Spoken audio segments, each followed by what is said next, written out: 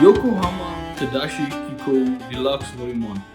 I didn't know what to expect, but what I was kind of like, it was giving the vibe of like, it's a dystopian world. It's like after what humanity's in decline, but yet it's still got some really whimsy and stuff. That was the flavor, and that's exactly what this book is. It is beautiful. It's heartwarming. It's whimsical dystopian. That's kind of my explanation of this. It's whimsical dystopian, and the characters are just so kind-hearted and sweet.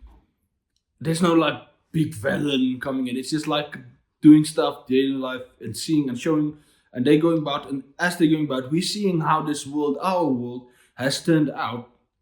And there's less humans, like water levels have risen and stuff like that. Yeah, the main character is she's Alpha San. She is a robot, but they're robots that seem like very human. They have to eat and stuff like that. Fascinating.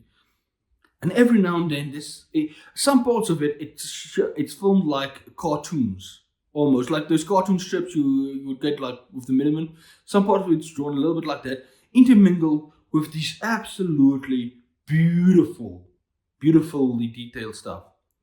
That just, and some of the things like are just breathtaking. There's a couple of them, but there's one specifically that, and it was like, oh, that might actually do happen in the future, and something like that might exist.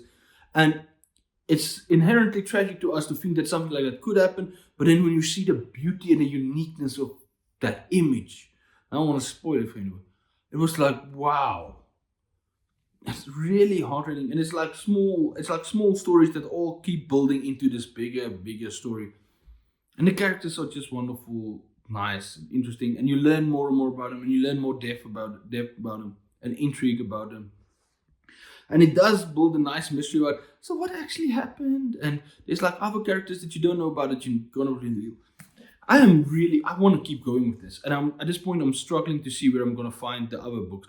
I see that the second volume and I find to some degree, and the third volume, and then but the third and fourth one I'm not sure. I'll go to my bookstore and see if it's anywhere possible that a certain bookstore can order for me these, because I really want to continue with this.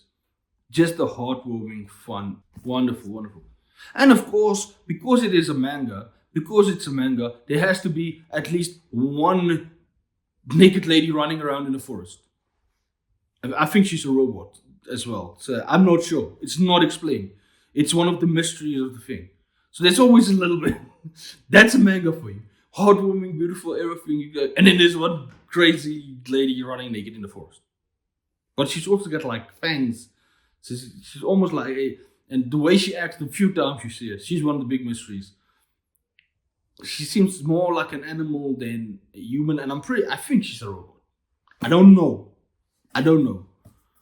Manga always has something weird. I'm really enjoying this. Oh, this is by Hitoshi Ashinano. And well done, I really want to continue with this series.